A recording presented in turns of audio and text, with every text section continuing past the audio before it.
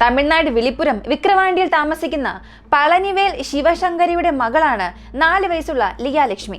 വിവാഹം കഴിഞ്ഞിട്ടും ഒരുപാട് വർഷമായി മക്കളില്ലാത്തതുകൊണ്ട് ഒരുപാട് ക്ഷേത്രങ്ങൾ കയറിയിറങ്ങി വഴിപാടുകൾ നേർന്ന് ലഭിച്ച കുഞ്ഞാണ് ലിയ. ആദ്യത്തെ കുഞ്ഞ് മകളായതുകൊണ്ട് തന്നെ തന്റെ അമ്മ തന്നെ തങ്ങൾക്ക് മകളായി ജനിച്ചുവെന്ന് കരുതി അമ്മയുടെ പേരായ ലക്ഷ്മി എന്ന പേര് തന്നെ മകൾക്ക് നൽകി. അവളെ വളരെ സ്നേഹത്തോടു കൂടിയും കരുതലോടും വളർത്തി. അവളുടെ അച്ഛൻ ഈ സേവാ കേന്ദ്രത്തിലാണ് ജോലി ചെയ്യുന്നത്. മാസശമ്പളം വെറും 6000 ആണെങ്കിലും മകൾക്ക് നല്ല വിദ്യാഭ്യാസം നൽകാനായി അവർ അവളെ വീടിനടുത്തുള്ള സെന്റ് മേരീസ് എന്ന പ്രൈവറ്റ് സ്കൂളിൽ ചേർത്തു. അവൾ അവിടെ LKG പഠിക്കുകയായിരുന്നു. അങ്ങനെ 2025 ജനുവരി മാസം 3-ാം തീയതി അവൾ എപ്പോഴത്തെയും പോലെ അവളുടെ സ്കൂളിലേക്ക് പോയി. എന്നാൽ അന്നാണ് തങ്ങളുടെ മകളെ അവസാനമായി കാണുന്നത് എന്ന് ആ അച്ഛനും അമ്മയും ഒരിക്കൽ പോലും ചിന്തിച്ചിരുന്നില്ല. അന്നത്തെ ദിവസം ഉച്ചകഴിഞ്ഞ് സ്കൂളിൽ നിന്നും മാതാപിതാക്കൾക്ക് ഒരു വിവരം ലഭിച്ചു. മകൾ സ്കൂളിലെ സെപ്റ്റിക് ടാങ്കിൽ വീണ് മരിച്ചു എന്നായിരുന്നു ആ വിവരം.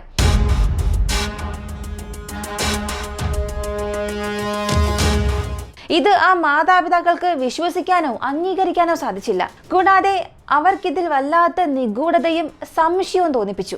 രക്ഷിതാക്കൾ അവകാശപ്പെട്ടത് അധ്യാപകർ തന്നെ തന്റെ മകളെ അടിച്ചു കൊന്നു എന്നാണ്. ഇങ്ങനൊരു സംശയമുള്ളതുകൊണ്ട് മാതാപിതാക്കൾ ഉടൻ തന്നെ SP ഓഫീസിൽ ചെന്ന് ഒരു പരാതിയും നൽകി.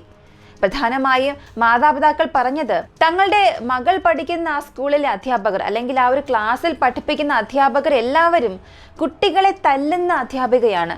ഇതിന് മുൻപ് തന്നെ ഒരു കുട്ടിയെ മർദ്ദിച്ചിട്ടുണ്ട്. ആ കുട്ടി ഇപ്പോൾ ആ സ്കൂളിൽ പോകുന്നില്ല. മറ്റൊരു കുട്ടി അവിടെ പഠിക്കാൻ കഴിയില്ല എന്ന് പറഞ്ഞ് മറ്റൊരു സ്കൂളിലേക്ക് മാറി. അങ്ങനെ എല്ലാ കുട്ടികളെയും തല്ലുന്ന ഒരു അധ്യാപികയാണ് അവിടെ ഉള്ളത്. അതുപോലെ എൻ്റെ മകളെയും അവർ തല്ലിയിട്ടുണ്ടാകാം. കൊള്ളാൻ പാടില്ലാത്ത സ്ഥലത്ത് അടികൊണ്ട് ഒരുപക്ഷെ അവൾ മരിച്ചിട്ടുണ്ടാകാം. അത് സ്ഥിരീകരിക്കുന്ന രീതിയിൽ കുട്ടിയുടെ വസ്ത്രത്തിലുണ്ടായിരുന്ന രക്തക്കറയും അവർ കാണിച്ചു കൊടുത്തു. കൂടാതെ ഇതിന് പുറകിലെ ഞെട്ടിക്കുന്ന CCTV ദൃശ്യങ്ങളും പുറത്തു വന്നു. സത്യത്തിൽ ലിയ എന്ന ആ 4 വയസ്സുകാരിക്ക് അന്ന് എന്താണ് സംഭവിച്ചത്? അവൾ സെപ്റ്റിക് ടാങ്കിൽ വീണ് മരിച്ചതാണോ, അതോ മാതാപിതാക്കൾ പറയുന്നതനുസരിച്ച് സ്കൂളിലെ അധ്യാപകർ തന്നെ അവളെ അടിച്ചു കൊന്നതാണോ?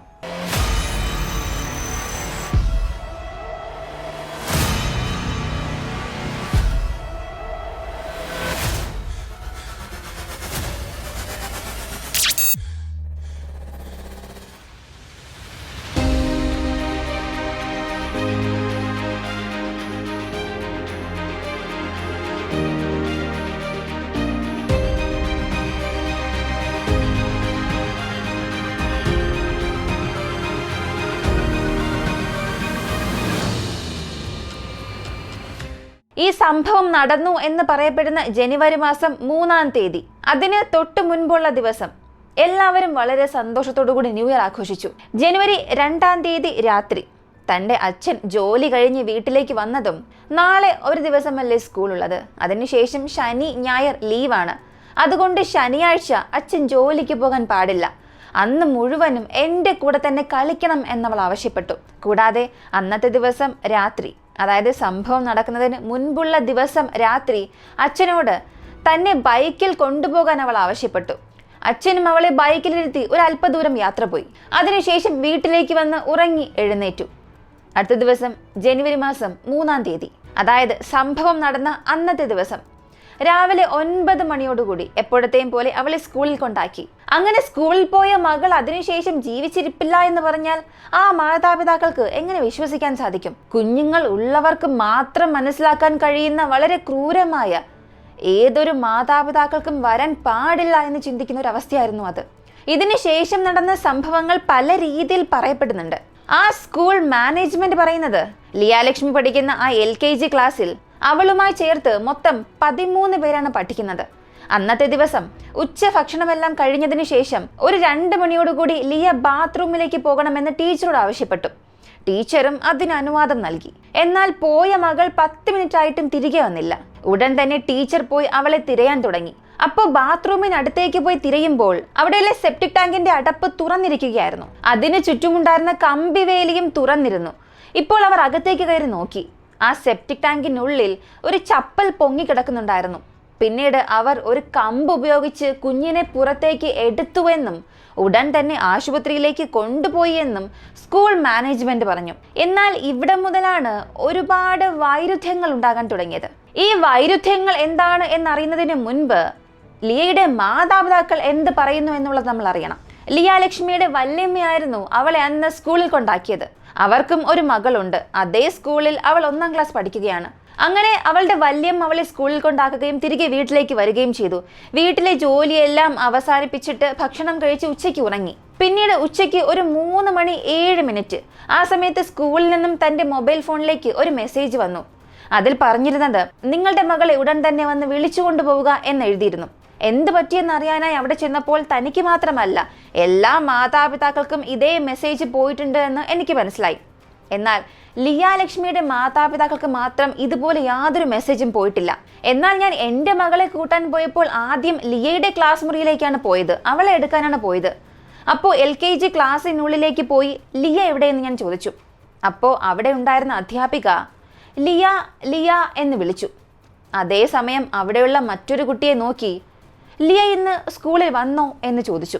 ഇതിൽ ശ്രദ്ധിക്കേണ്ട ഒരു കാര്യം, സമയം അപ്പോൾ ഏകദേശം ഉച്ചയ്ക്ക് 3:30 ആയിട്ടുണ്ട്. യഥാർത്ഥത്തിൽ ലിയയെ സെപ്റ്റിക് ടാങ്കിൽ നിന്നും പുറത്തേക്ക് എടുത്തത് 1:50 ആശുപത്രിയിലേക്ക് കൊണ്ടുപോയത് 2:40. അതുകൊണ്ടാണ് എല്ലാ മാതാപിതാക്കൾക്കും മെസ്സേജ് അയച്ച് മക്കളെ വിളിച്ചു കൊണ്ടുപോകാൻ ആവശ്യപ്പെട്ടത്. എന്നാൽ അങ്ങനെ ഒരു സാഹചര്യത്തിലും 3:30 ലിയയെ തിരിഞ്ഞ് വല്യമ്മ ആ ഒരു ക്ലാസ് മുറിയിലേക്ക് പോയപ്പോൾ അതിനകത്തുണ്ടായിരുന്ന അധ്യാപിക ക്ലാസ് മുറിയിൽ നോക്കി ലിയ ലിയ എന്ന് വിളിക്കുന്നു. നിന്റെ വല്യമ്മ വന്നു, വാ എന്ന് പറഞ്ഞാൽ അവൾ എങ്ങനെയാണ് വരിക? മകൾ ജീവനോടെ ഉണ്ടെങ്കിലല്ലേ വരികയുള്ളൂ. ഇവരെന്തുകൊണ്ടാണ് ഇങ്ങനെ പറഞ്ഞത്? അപ്പോ അറിഞ്ഞുകൊണ്ട് ഈ സംഭവങ്ങളെല്ലാം ഇവർ ഡൈവേർട്ട് ചെയ്യാൻ ശ്രമിച്ചതാണോ എന്ന രീതിയിലും മാതാപിതാക്കളുടെ ഭാഗത്തു നിന്നും പറയുന്നുണ്ട്. കൂടാതെ ആ ഒരു കുട്ടിയെ സെപ്റ്റിക് ടാങ്കിൽ നിന്നും പുറത്തേക്ക് എടുത്ത സ്കൂൾ ബസ് ഡ്രൈവർ പറഞ്ഞത്, അന്ന് ഉച്ചയ്ക്ക് സമയം 2 ആയിട്ടുണ്ടാകും. ഞാൻ അപ്പോഴാണ് ഉച്ചഭക്ഷണം കഴിച്ച് ബസ്സിലൊന്നിരുന്നത്. അപ്പോൾ സ്കൂളിൽ ജോലി ചെയ്യുന്ന ഒരാൾ എൻ്റെ അടുത്തേക്ക് വന്നു. ബാത്റൂമിലേക്ക് പോയ ഒരു കുട്ടിയെ കാണാനില്ല, തിരയുകയാണ്. അവിടെ ബാത്റൂമിനടുത്തുള്ള സെപ്റ്റിക് ടാങ്കിന്റെ അടപ്പും തുറന്നിരിക്കുകയാണ്. അതൊന്ന് നോക്കാൻ എന്നോട് ആവശ്യപ്പെട്ടു. ഡ്രൈവർ പെട്ടെന്ന് തന്നെ അങ്ങോട്ടേക്ക് ഓടി. സെപ്റ്റിക് ടാങ്കിൽ ചെന്ന് നോക്കി. ആദ്യം നോക്കുമ്പോൾ അവിടെ ഒന്നും തന്നെ കാണാൻ സാധിച്ചില്ല. എന്നിട്ട് ഉടൻ തന്നെ മൊബൈലിലെ ഫ്ലാഷ് ലൈറ്റ് ഓൺ ചെയ്ത് അകത്തേക്ക് നോക്കിയപ്പോൾ ഉള്ളിൽ ഒരു വെള്ള നിറത്തിലുള്ള ഷൂ പൊങ്ങിക്കിടക്കുന്നത് കണ്ടു. കൂടാതെ ആ സെപ്റ്റിക് ടാങ്കിന്റെ ആഴം ഒരാളുടെ ഉയരത്തിലുള്ളതിനാൽ താൻ അകത്തേക്ക് കയറിയാൽ ഒരുപക്ഷെ മുങ്ങിപ്പോകുമോ എന്ന് അയാൾ ഭയപ്പെട്ടു. അതിനാൽ തൊട്ടടുത്തുണ്ടായിരുന്ന ഒരു വടി എടുത്തുകൊണ്ടുവന്ന് അതുപയോഗിച്ച് സെപ്റ്റിക് ടാങ്കിനുള്ളിൽ തിരഞ്ഞു. അങ്ങനെ തിരഞ്ഞപ്പോൾ അതിനുള്ളിൽ എന്തോ ഉണ്ടെന്ന് അയാൾക്ക് മനസ്സിലായി. അങ്ങനെ വീണ്ടും അയാൾ ആ വടി പുറത്തേക്ക് എടുത്ത് തൊട്ടടുത്തുണ്ടായിരുന്ന ഒരു ഇരുമ്പ് കമ്പിയെടുത്ത് ആ കമ്പിയിൽ ഒരു കൊളുത്തുണ്ടാക്കി. എന്നിട്ട് അതിനെ വടിയിൽ കെട്ടി വീണ്ടും അത് ഉള്ളിലേക്കിട്ട് സെപ്റ്റിക് ടാങ്കിൽ തിരഞ്ഞു. അപ്പോ ഹൂക്ക് കുട്ടിയുടെ വസ്ത്രത്തിൽ പിടിച്ചു. ഉടൻ തന്നെ അയാൾ അത് വലിച്ച് പുറത്തേക്കെടുത്തു. അങ്ങനെ പകുതി പുറത്തേക്ക് വന്നപ്പോൾ അദ്ദേഹത്തിന്റെ കൈ കൊണ്ട് തന്നെ കുട്ടിയെ പുറത്തേക്ക് വലിച്ചെടുത്തു എന്നും പറഞ്ഞു. അങ്ങനെ അവളെ പുറത്തേക്ക് എടുക്കുമ്പോൾ തന്നെ അവൾ ജീവിച്ചിരിപ്പില്ല എന്നും അവൾ ശ്വസിക്കുന്നില്ല എന്നും ആ ഡ്രൈവർക്ക് മനസ്സിലായി. അങ്ങനെ ആ കുഞ്ഞിനെ തൂക്കി പുറത്തേക്ക് വച്ചയുടനെ അയാൾക്ക് വല്ലാത്ത പരിഭ്രാന്തി ഉണ്ടായി. ഹൃദയമിടിപ്പ് വളരെ വേഗത്തിലായി. അങ്ങനെ അയാൾ തന്റെ തലയിൽ കൈവച്ച് ബസ്സിനടുത്തേക്ക് ഓടി വന്ന് അവിടെ ഇരുന്നു എന്നും പറഞ്ഞു. ഇതെല്ലാം ബസ് ഡ്രൈവർ പറഞ്ഞതാണ്. അങ്ങനെയാണെങ്കിൽ ആ സെപ്റ്റിക് ടാങ്കിനെ ചുറ്റി കമ്പിവേലി ഉണ്ടായിരുന്നല്ലോ, എങ്ങനെ അതിനുള്ളിൽ ആ കുഞ്ഞ് പോയി എന്ന ചോദ്യത്തിന് ആ കമ്പിവേലിയുടെ ഒരു ഭാഗത്തൊരു ജോയിന്റ് ഉണ്ടായിരുന്നു. ആ ജോയിന്റ് എങ്ങനെയോ ഓപ്പൺ ആയിട്ടുണ്ടായിരുന്നു. അതെങ്ങനെ ഓപ്പൺ ആയി എന്നറിയില്ല. ഞാൻ പോയി അവിടെ നോക്കുമ്പോൾ തന്നെ അത് തുറന്നിരിക്കുകയായിരുന്നു എന്നും ഒരു പക്ഷേ അത് നേരത്തെ താൻ കണ്ടിരുന്നുവെന്നുണ്ടെങ്കിൽ ആ ജോയിന്റ് താൻ തന്നെ ശരിയാക്കി കെട്ടുമായിരുന്നു. പക്ഷെ ഞാൻ കണ്ടില്ല. അത് തുറന്നിരുന്നത് കൊണ്ടായിരിക്കാം കുഞ്ഞ് അകത്തേക്ക് വീണത് എന്നും അദ്ദേഹം പറഞ്ഞു. അടുത്ത് ഞാൻ നേരത്തെ പറഞ്ഞതുപോലെ സ്കൂൾ മാനേജ്മെന്റ് പറയുന്നതിൽ പല വൈരുദ്ധ്യങ്ങൾ ഉണ്ടായിരുന്നു. അങ്ങനെ സംശയാസ്പദമായ ചോദ്യങ്ങൾ എന്താണെന്ന് ചോദിച്ചാൽ 6 എന്ന അനുപാതത്തിലുള്ള ആ ഒരു സെപ്റ്റിക് ടാങ്കിന് ചുറ്റും ചെറിയൊരു ഭിത്തി ഉണ്ടായിരുന്നു. അതിന് മുകളിലാണ് ഒരു കമ്പിവേലി ഉണ്ടായിരുന്നത്. അപ്പോൾ ഈ സെപ്റ്റിക് ടാങ്കിനുള്ളിലേക്ക് പോകണം എന്നുണ്ടെങ്കിൽ ആ ചെറിയ ഭിത്തിക്ക് മുകളിൽ കയറി ആ കമ്പിവേലി തുറന്ന് മാത്രമേ ആ ടാങ്കിനുള്ളിലേക്ക് പോകാൻ സാധിക്കൂ. ഇതിലൂടെ അർത്ഥമാക്കുന്നത് അങ്ങനെ എന്തിനാണ് ആ കുഞ്ഞ് ആ ഭിത്തിക്ക് മുകളിൽ കയറണം? സെപ്റ്റിക് ടാങ്കിൽ നിന്നും പുറത്തേക്ക് എടുത്തത് ഉച്ചയ്ക്ക് കൃത്യം 1:47 അതിനുശേഷം ആശുപത്രിയിലേക്ക് ആ കുഞ്ഞിനെ എടുത്തുകൊണ്ട് പോയതുപോലുള്ള ഒരു CCTV ഫൂട്ടേജ് പുറത്തു വന്നിരുന്നു. യഥാർത്ഥ CCTV ഫൂട്ടേജ് നമ്മുടെ ടെലഗ്രാം ഗ്രൂപ്പിലും വാട്സ്ആപ്പ് ചാനലിലും അപ്ലോഡ് ചെയ്യുന്നുണ്ട്. നിങ്ങൾക്ക് ഈ വീഡിയോ അവസാനിച്ചതിന് ശേഷം അത് കാണാം. ആ CCTV ഫൂട്ടേജിന്റെ അടിസ്ഥാനത്തിൽ നോക്കുകയാണെങ്കിൽ ഉച്ചയ്ക്ക് 2:40 ആ കുഞ്ഞിനെ ആശുപത്രിയിലേക്ക് കൊണ്ടുപോയത്. അങ്ങനെയാണെങ്കിൽ ഇതിനിടയിലുള്ള ആ 1 മണിക്കൂർ ആ കുഞ്ഞിനെ സ്കൂളിനുള്ളിൽ വെച്ച് എന്ത് ചെയ്യുകയായിരുന്നു എന്ന് വളരെ പ്രധാനപ്പെട്ട ഒരു ചോദ്യം അവിടെ വരുന്നുണ്ട്. ഡ്രൈവറോട് ഇത് ചോദിക്കുമ്പോൾ അദ്ദേഹം പറഞ്ഞത്, ഇല്ലല്ലോ, കുട്ടിയെ ഉടൻ തന്നെ ഞങ്ങൾ എടുത്തുകൊണ്ട് പോയി എന്നും പറഞ്ഞു. അതുപോലെ തന്നെ ആ സെപ്റ്റിക് ടാങ്കിനുള്ളിലെ ജലനിരപ്പ് ഒരു പുരുഷന്റെ ഉയരം വരെയാണെന്ന് ഡ്രൈവർ പറഞ്ഞു. പക്ഷേ ആ കുഞ്ഞിന്റെ വസ്ത്രം പോലും നനഞ്ഞിട്ടേ ഇല്ലായിരുന്നു എന്നാണ് കുഞ്ഞിന്റെ പാരന്റ്സ് പറഞ്ഞത്. ഇതിനെക്കുറിച്ച് ഡ്രൈവറോട് ചോദിക്കുമ്പോൾ, ഇല്ല, ഞാൻ കുട്ടിയെ പുറത്തേക്ക് എടുക്കുമ്പോൾ കുട്ടി ആകെ നനഞ്ഞിരിക്കുകയായിരുന്നുവെന്നും പറഞ്ഞു. അതുപോലെ തന്നെ അതൊരു സെപ്റ്റിക് ടാങ്ക് ആയതിനാൽ അതിനുള്ളിലെ ഡ്രെയിനേജ്, ഈ അവശിഷ്ടങ്ങളെല്ലാം കുഞ്ഞിന്റെ ശരീരത്തിൽ ആയിട്ടുണ്ടോ എന്ന് ചോദിക്കുമ്പോൾ അതിന് പറഞ്ഞ മറുപടി, ഇല്ല, ആ സെപ്റ്റിക് ടാങ്കിൽ 2 ഭാഗമുണ്ട്. മറ്റേ ഭാഗം ഡ്രെയിനേജ് ഫിൽട്ടർ ചെയ്ത് വെള്ളം മാത്രമേ ഇങ്ങോട്ടേക്ക് വരൂ. കുട്ടി ഫിൽട്ടർ ചെയ്ത വെള്ളത്തിനുള്ളിലേക്കാണ് വീണത് എന്നും അയാൾ പറഞ്ഞു. അടുത്ത ചോദ്യം, ആ സെപ്റ്റിക് ടാങ്കിന്റെ തുറന്ന ആ ഭാഗം നോക്കുകയാണെങ്കിൽ അത് വളരെ ചെറുതാണ്. അതിൽ ആ കുഞ്ഞ് എങ്ങനെ വീണിരിക്കാൻ സാധിക്കും? അതായത് നിങ്ങൾ ഈ വീഡിയോയിലൊക്കെ കാണുമ്പോൾ, ഫോട്ടോസിലൊക്കെ കാണുമ്പോൾ അത് വളരെ വലുതായി തോന്നാം. എന്നാൽ അതിനുള്ളിൽ ഒരു ചെറിയ കുഞ്ഞ് വീണാൽ പോലും ഇടയിൽ അകപ്പെടും, അത്രത്തോളം ചെറുതാണ്. അതിനാൽ എൻ്റെ കുഞ്ഞ് ആ ടാങ്കിനുള്ളിലേക്ക് തനിയെ വീണിട്ടേ ഇല്ല എന്ന് മാതാപിതാക്കൾ പറയുന്നു. ഇനി ആ സെപ്റ്റിക് ടാങ്കിന് മുകളിലുള്ള തുരുമ്പ് പിടിച്ച കമ്പിക്ക് മുകളിൽ ആ കുഞ്ഞ് വന്ന് നിൽക്കുമ്പോൾ അകത്തേക്ക് വീണു എന്ന് ചിന്തിച്ചാൽ പോലും ആ അടപ്പ് മാത്രമല്ലേ അവിടെ തകർന്നിരിക്കുകയുള്ളൂ. പക്ഷേ ചുറ്റുമുണ്ടായിരുന്ന ഇഷ്ടികകളെല്ലാം എങ്ങനെ തകർന്നു? അപ്പോൾ സ്കൂൾ മാനേജ്മെന്റ് ഇവിടെ അറിഞ്ഞുകൊണ്ട് എന്തോ ചെയ്തിട്ടുണ്ട്. കുഞ്ഞിനെ സെപ്റ്റിക് ടാങ്കിനുള്ളിൽ നിന്നും എടുത്തു എന്നുള്ളത് കാണിക്കാൻ വേണ്ടി അവർ അറിഞ്ഞുകൊണ്ട് ആ ചുറ്റുപാടെല്ലാം തകർത്തു, ഇഷ്ടികയും തകർത്തു.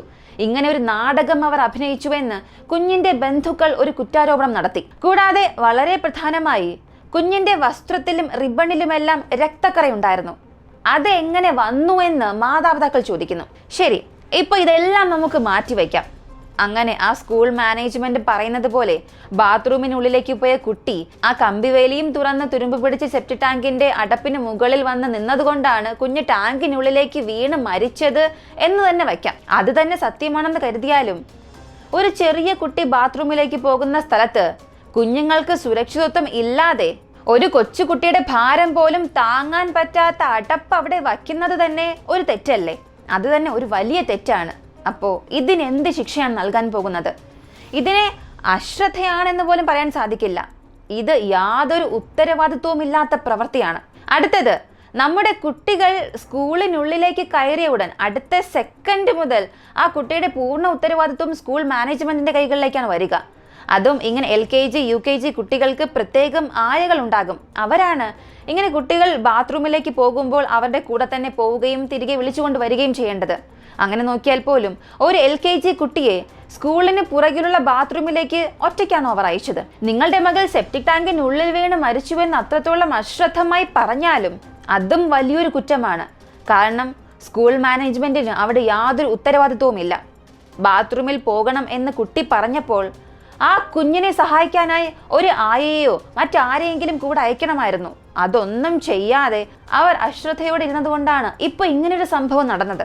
ഒരു പക്ഷേ അന്ന് ആ കുഞ്ഞിന്റെ കൂടെ ഒരായ പോയിരുന്നു എന്നുണ്ടെങ്കിൽ ഇങ്ങനെ ഒന്നും സംഭവിക്കില്ല. ഇനി അങ്ങനെ സംഭവിച്ചാലും കുറഞ്ഞത് ആ കുഞ്ഞിനെ ജീവനോടെയെങ്കിലും രക്ഷിക്കാമായിരുന്നു. എല്ലാ ദിവസവും ഒരുപോലെ ആയിരിക്കില്ലല്ലോ. അതിന് ഇത് തന്നെയാണ് ഏറ്റവും നല്ലൊരു ഉദാഹരണം. ആ കുഞ്ഞിന്റെ പോസ്റ്റ്മോർട്ടം റിപ്പോർട്ടിൽ കുഞ്ഞ് ശ്വാസം മുട്ടി മരിച്ചു എന്നാണ് റിപ്പോർട്ട് വന്നതെന്ന് പല മാധ്യമങ്ങൾ പറയുന്നുണ്ട്. അതുപോലെ കുഞ്ഞിന്റെ വയറിലും കരളിലും ഉണ്ടായിരുന്ന വെള്ളവും സെപ്റ്റിക് ടാങ്കിനുള്ളിൽ ഉണ്ടായിരുന്ന വെള്ളവും ഇവ രണ്ടും ഒന്ന് തന്നെയാണോ എന്നുള്ള പരിശോധന നടത്തണമെന്ന് ആവശ്യപ്പെട്ടിട്ടുണ്ട്. ആ പരിശോധനാ ഫലം വന്നോ എന്നും അറിയില്ല. എന്നാൽ ഇതിനു മുൻപ് പോലീസ് ഉദ്യോഗസ്ഥനായിരുന്ന രാജ ഉന്നയിച്ച ഒരു സംശയം, ഇത്തരം ഒരു സാഹചര്യത്തിൽ ഈ ഒരു അറ്റോപ്സി ഉപയോഗിച്ച് തീരുമാനമെടുക്കുന്നത് വളരെ ബുദ്ധിമുട്ടായ ഒരു കാര്യമാണ്. ആദ്യം ഈ പോസ്റ്റ്മോർട്ടം റിപ്പോർട്ട് ഒഫീഷ്യലായി പുറത്ത് വന്നോ എന്ന് പോലും അറിയില്ല. കാരണം ഈ പറയുന്നതെല്ലാം മാധ്യമങ്ങൾ വഴി അറിയുന്നത് മാത്രമാണ്. ഇനി നമുക്ക് അറ്റോപ്സി റിപ്പോർട്ടിൽ പറയുന്ന രീതിയിൽ തന്നെ കുഞ്ഞ് ശ്വാസം മുട്ടി മരിച്ചു എന്ന രീതിയിൽ ചിന്തിക്കുകയാണെങ്കിലും ഒരു പക്ഷേ ടീച്ചർ അടിച്ച് കൊള്ളാൻ പാടില്ലാത്ത ഒരു സ്ഥലത്ത് കൊള്ളുകയും കുഞ്ഞ് അബോധാവസ്ഥയിലാവുകയും ചെയ്തു. എന്നാൽ ആ കുഞ്ഞിന് അപ്പോൾ ജീവനുണ്ടായിരുന്നു. പക്ഷേ കുഞ്ഞ് മരിച്ചുപോയി എന്ന് ചിന്തിച്ച ആ സ്കൂൾ മാനേജ്മെന്റ് ഇത് മാതാപിതാക്കളോട് പറഞ്ഞാൽ അത് വലിയ പ്രശ്നമാകുമെന്ന് കരുതി ഉടൻ തന്നെ കുഞ്ഞ് സെപ്റ്റിക് ടാങ്കിനുള്ളിൽ വീണ് മരിച്ചു എന്ന് വരുത്തി തീർക്കാനായി അവർ ആ കുഞ്ഞിനെ അതിനുള്ളിൽ കൊണ്ടുവന്നിട്ടിട്ടുണ്ടാകാം. അങ്ങനെ ഇട്ടാലും അബോധാവസ്ഥയിലായിരുന്ന ആ കുട്ടി പോസ്റ്റ്മോർട്ടം റിപ്പോർട്ടിൽ പറയുന്നത് പോലെ ശ്വാസം മുട്ടൽ കാരണം തന്നെയാണ് മരിക്കുക. അതിനാൽ ഇത് കണ്ടുപിടിക്കാൻ ഒരു വലിയ അന്വേഷണം തന്നെ നടത്തണമെന്ന് മുൻ പോലീസ് ഓഫീസറായ രാജ പറഞ്ഞു. അതുമാത്രമല്ല, അന്ന് ഉച്ചയ്ക്ക് 11 മുതൽ 12 വരെ ആ ക്ലാസ് റൂമിൽ ഉണ്ടായിരുന്ന മറ്റ് 12 കുട്ടികളോടും ഇങ്ങനെ ലിയയ്ക്ക് സുഖമില്ലാതായി, അവൾക്ക് പെട്ടെന്ന് തന്നെ അസുഖം മാറാൻ 1 മിനിറ്റ് എല്ലാവരും പ്രാർത്ഥിക്കണമെന്ന് അധ്യാപിക ക്ലാസ്സിലുണ്ടായിരുന്ന മറ്റു കുട്ടികളോട് പറഞ്ഞു എന്നുള്ള വിവരവും പുറത്തു വന്നു. എന്നാൽ അത് എത്രത്തോളം സത്യമാണ് എന്നറിയില്ല. പക്ഷെ അത് സത്യമാണോ ഇല്ലയോ എന്നുള്ളതും അന്വേഷിച്ചറിയേണ്ടത് അത്യാവശ്യമാണ്. അങ്ങനെ സത്യമാണെങ്കിൽ അതും ഒരു പ്രധാനപ്പെട്ട തെളിവ് തന്നെയാണ്. കാരണം സ്കൂൾ മാനേജ്മെന്റ് അവിടെ എന്തൊക്കെയോ മറച്ചു വെക്കുന്നുണ്ട്. അവർ അറിഞ്ഞുകൊണ്ട് എന്തൊക്കെയോ ചെയ്യുന്നുണ്ട്. തെളിവുകൾ മറച്ചു വെക്കാനും ശ്രമിച്ചിട്ടുണ്ട്. ഇവയെല്ലാം കണ്ടെത്തുകയാണെങ്കിൽ തീർച്ചയായും അവർക്ക് ഉയർന്ന ശിക്ഷ തന്നെ ലഭിക്കുമെന്ന് ഈ മുൻ പോലീസ് ഓഫീസറായ രാജേന്ദ്ര രാജ ഒരു ഇന്റർവ്യൂവിൽ പറഞ്ഞു. ഇപ്പൊ ഈ ഒരു കേസിൽ സ്കൂളിന്റെ കറസ്പോണ്ടന്റായ 65 വയസ്സുള്ള എമൽഡ, 50 വയസ്സുള്ള പ്രിൻസിപ്പൽ ഡൊമിനിക്, കൂടാതെ 33 വയസ്സുള്ള LKG ക്ലാസ് ടീച്ചർ ഏഞ്ചൽ, ഇവർ 3 പേരെയും അറസ്റ്റ് ചെയ്തിട്ടുണ്ട്. എന്നാൽ ഇവർക്ക് ജാമ്യവും ലഭിച്ചു. നിങ്ങൾ ഈ ഒരു കേസിനെ കുറിച്ച് എന്താണ് ചിന്തിക്കുന്നത്? സ്കൂൾ മാനേജ്മെന്റ് പറയുന്നത് ശരിയാണ് എന്ന് നിങ്ങൾ കരുതുന്നുണ്ടോ?